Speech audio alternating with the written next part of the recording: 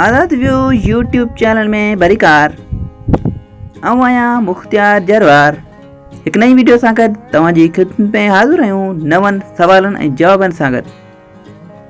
सवाल नंबर पहिरियों आहे त उहो कहिड़ो बादशाह आहे जंहिं वटि न महल आहे न ई वरी पैसो आहे।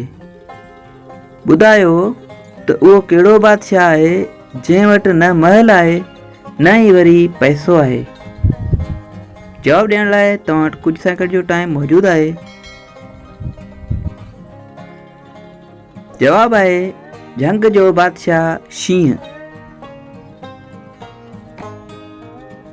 सवाल आहे त चैन पहिरण वारी उहा कहिड़ी शइ आहे जंहिंजी सभिनी खे ज़रूरत पवे थी।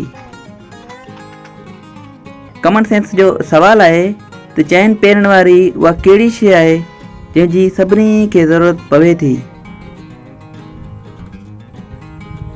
जवाब आहे खट। कॉमन सेंस जो यगियो सवाल आहे त उर्दूअ में अलफ़ खां पोइ छा ईंदो आहे। कॉमन सेंस जो सोचण ते मजबूर कंदड़ सवाल आहे त उर्दूअ में अलफ़ खां पोइ छा ईंदो आहे।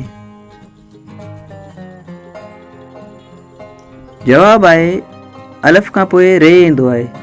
रे रिछ, अलफ़ खां पोइ रे उर्दू। सवाल नंबर आख़िरी दिलचस्प सवाल आहे त उहा कहिड़ी शइ आहे जेका मर्द लिकाए हलंदा आहिनि ऐं औरतूं ॾेखारे हलंदियूं आहिनि। साथियो ॿुधायो त उहा कहिड़ी शइ आहे जेका मर्द लिकाए हलंदा आहिनि ऐं औरतूं ॾेखारे हलंदियूं आहिनि। कॉमन सेंस जो ई सवाल आहे। जवाब ॾियण लाइ तव्हां वटि कुझु सेकंड जो टाइम मौजूदु आहे।